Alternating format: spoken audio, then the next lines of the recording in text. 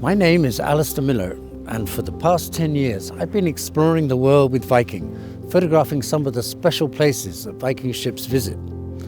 Now normally I'm always behind the camera, but recently I was asked to be in front of it and share some of my experiences as I sailed down the beautiful River Rhine. Starting my journey in Amsterdam in the Netherlands, through Germany, France, and finishing my journey in Lucerne in Switzerland. The Rhine Getaway is one of Viking's most popular river itineraries, and I'd like you to sail along with me. Filmed on iPhone 13s, some of my experiences I did independently, others are part of Viking's included tours. I do hope you enjoy this 5-part series, and maybe one day consider taking the same journey yourself.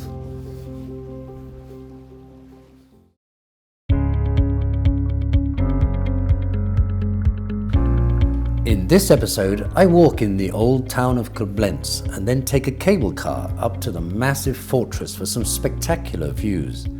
In the afternoon, I marvel at the colours and castles of the romantic Middle Rhine and finish the day tasting some excellent white wines.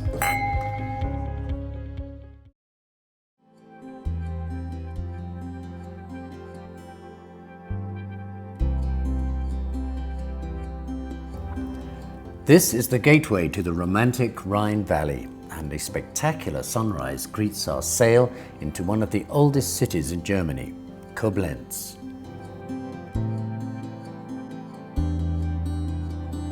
Sitting strategically at the confluence of the Rhine and Moselle rivers and in the heart of Germany's wine region, the UNESCO site of Koblenz offers up a rich fusion of French and German cultures, where historical heritage and the modern-day present intermingle.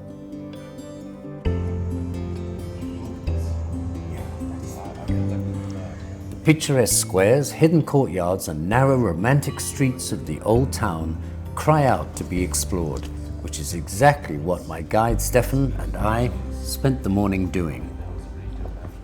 This looks very old, Stefan.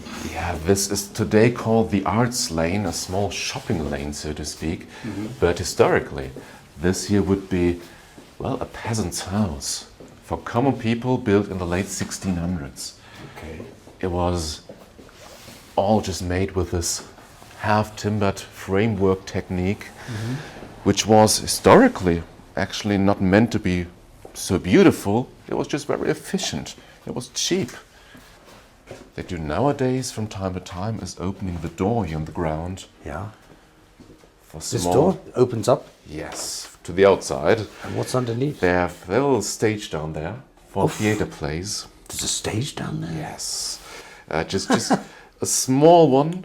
It's mostly just being known by the locals. It's being done by the locals for the locals, and they have small improvised plays there. They have small concerts with acoustic guitars, with a lovely atmosphere downstairs. I love that idea.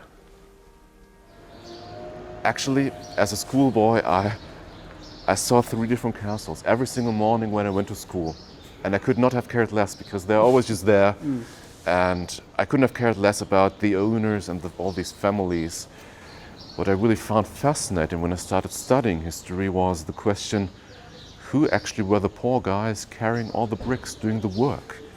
And that's something we mostly do not know still nowadays because nobody wrote it down. No, because we didn't care about them. Exactly. No. The worth of life was not the worth of a, well, sheet of leather. Yeah, it's a bit like my job. Yeah. If you compare to that. I'm joking. That's a joke.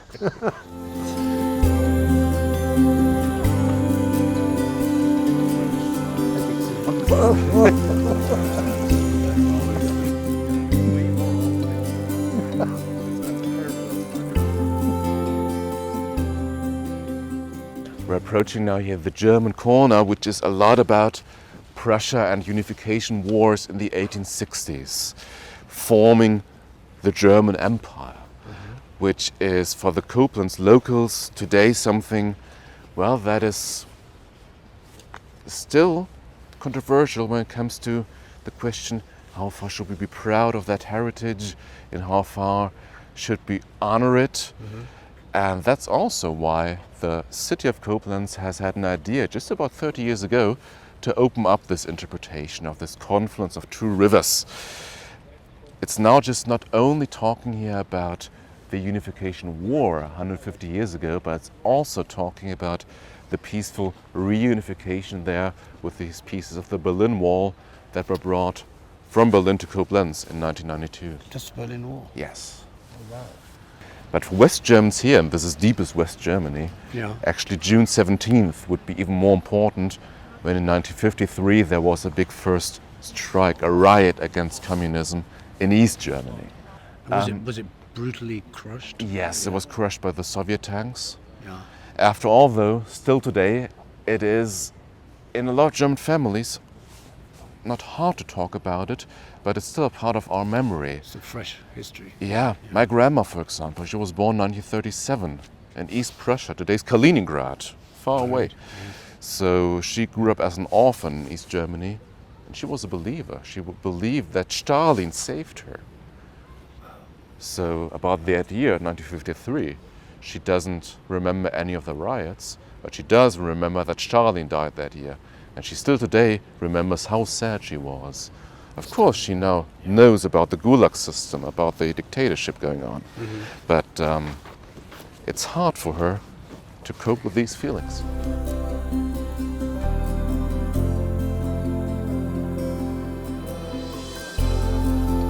Up on top of the hill and casting its protective gaze over the city and the rivers below is Europe's second largest fortress, the massive Rembrandtstein. Built by the Prussians in the 1800s in a region frequently invaded by the French, the fortress was never attacked. Getting up there is made easy with a cable car, which offers up some spectacular views as it hovers slowly over the Rhine.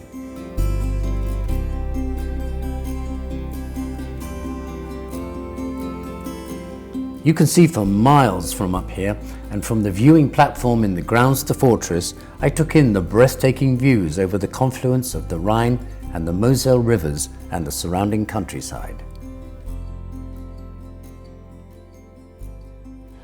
You know, I was talking to someone the other day who wrote a book about the Rhine, and he was saying that, and I thought this was interesting, he was saying that rivers in the world generally, and with the Rhine, they unite along their length, but they divide on their width. Yes. So the trade and things goes up and down, and but the rivers are often borders. Yeah, it's not so much frontiers. Sensible anymore nowadays, but for a long time, I mean, beginning with the Romans, this was a border. And in the Middle Ages, it was sometimes a bit different that actually archbishops from Trier, they would live on this side. They would live down there in Ehrenbreitstein, in that village, and governing their archbishopry beginning here from down hills down below the fortress. But mostly the Rhine was the end, the beginning of a new territory.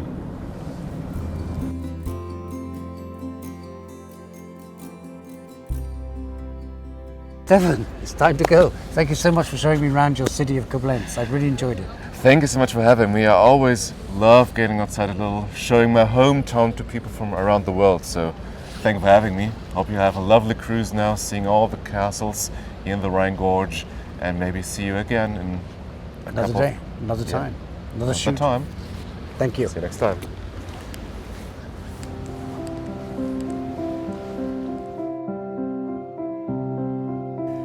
Welcome to the romantic Middle Rhine.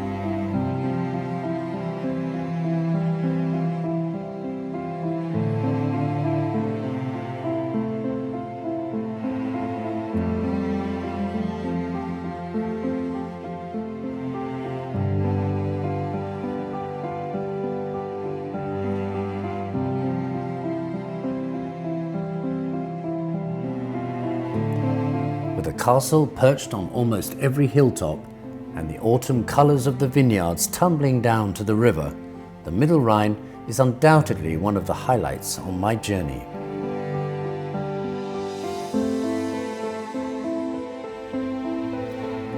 case you're wondering why so many castles were built here, well, many of the fortresses were constructed in a time when there were over 350 independent little states in what is today's Germany, and the castle owners would put heavy chains across the river and then only lower them when duty had been paid.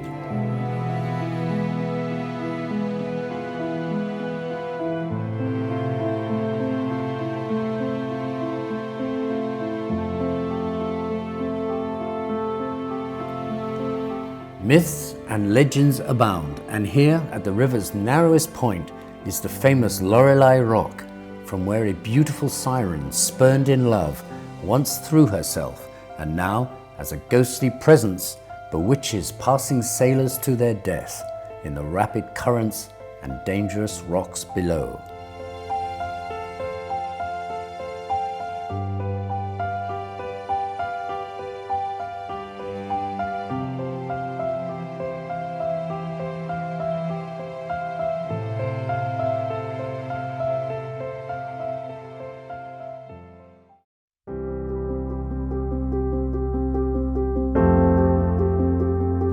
This is wine country, so I arranged a visit to the Schloss Johannisberg, famous for its production of excellent Riesling white wines. So Walter, these are Riesling vines? Absolutely, 100% Riesling, all what you see here. This estate cultivates one grape variety only, Riesling. That's what the estate is known for and has been known for the past 300 years. Because Riesling's been produced in this area for a long time, hasn't it? Oh, at least, look, the first time Riesling was mentioned in man's history was in 1435 in this region here. This is home of Riesling. This estate is considered to be the first and therefore the oldest Riesling winery in the world. And Walter, what I have to ask, what's your feeling about this year's harvest? Have you had the right conditions to produce an excellent wine? Well, yes, I really look forward to another great year. Admittedly, we will have some losses in quantity. However, quality will be outstanding again.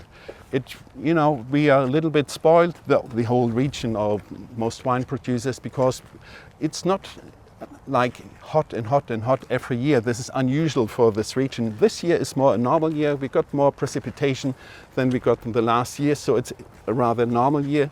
Yet again, the quality is extremely good. Yep. We need to snip off a little bit here and there, a little bit less in quantity, but quality will be outstanding again. I'm absolutely convinced. And these grapes, or the grapes from these vines, are all hand-picked? Absolutely. Yes, it's all first. We have steep slopes here. Yeah, well, we're coming down one now. The harvest machines, they have technical limitations, of course, and then it's a company philosophy. Hand picking only. And where do they come from? All the pickers? Are they? They come from Romania. They come from the east. Yeah. From Romania, it's the same people year by year. It started off with two men knocking on the door decades ago, asking for a job during the harvest time, and they were really good. Next year they came again with the brother and the uncle, and it's one family clan. It's 60 people, 60 people. Meanwhile, they're excellent people, very reliable, and they know precisely what to do. No need to train them every year again and again. If something is not clear, since it's one huge family, is no language barrier, they explain their family members what to do, and it works wonderfully. And these are all your vines? Absolutely. It's a absolutely premium site. It's perfect. The setting is perfect. It's beautiful. It's really beautiful. It's a nice angle of slope. This is south, straight ahead, so they're facing 100% southwest facing, which is perfect, being in the northern hemisphere, and they get a maximum of sunshine hours, and it's an absolutely premium site since centuries. This hillside here. And approximately how many bottles would you expect to produce? Well, we are sort of not the largest winery in Germany, but one of the outstanding ones, and we produce on average, in an average year, about 300,000 bottles. That's 0.75 of a liter per bottle. That's our average annual production. Can we go and taste some? Certainly. After you, Walter.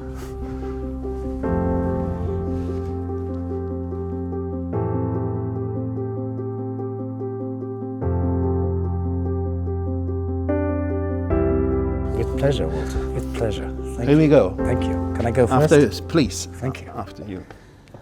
Oh my God. It smells good. Yes, it's, you know, I smell it's wine. harvest time and the barrels are being filled look at with this. the 2021 vintage already, so it's in process, the new vintage year How long already. will you keep that before it goes to market?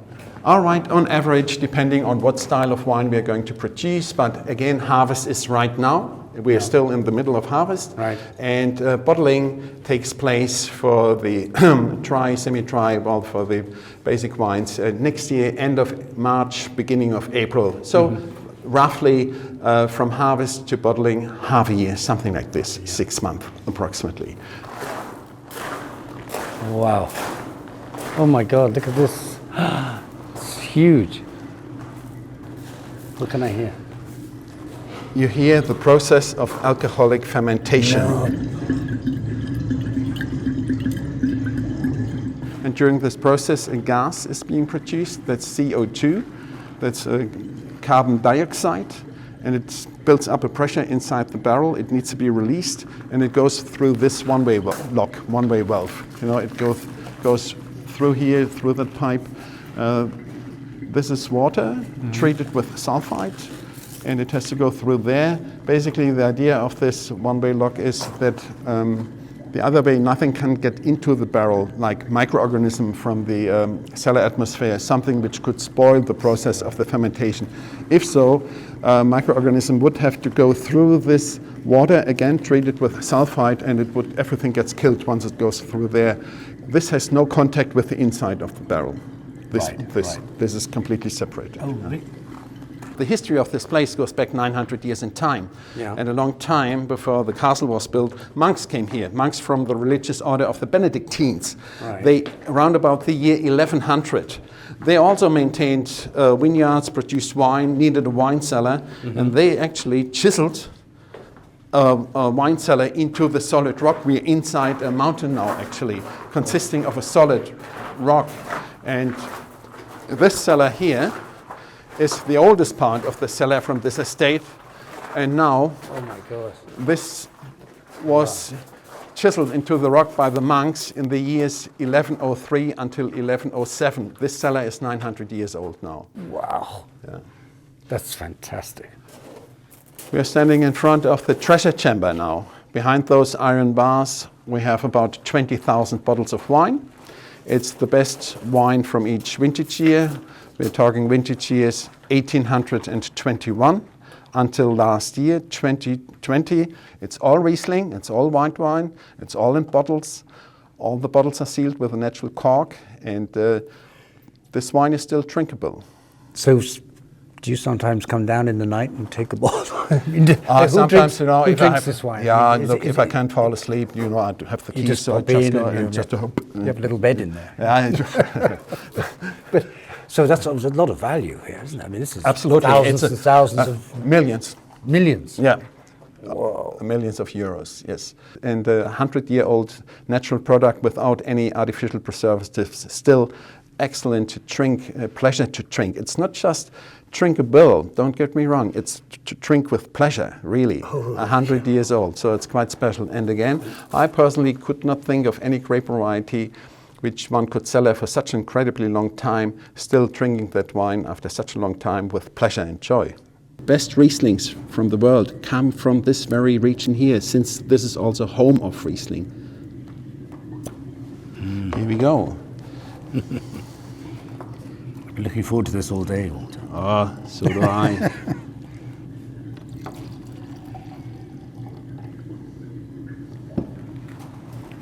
Alastair, here we go. Oh, you're so kind. Thank you. Oh well. Can I say Prost? Zum Wohl, we say. Zum Wohl. Zum Wohl. Zum Wohl, Alastair. It's a pleasure having you here. Still very young, I'm but starting to get some of the apricot. absolutely. Really fruity nose. A little bit of lemongrass too. And, well, we'll see what you think. Cheers.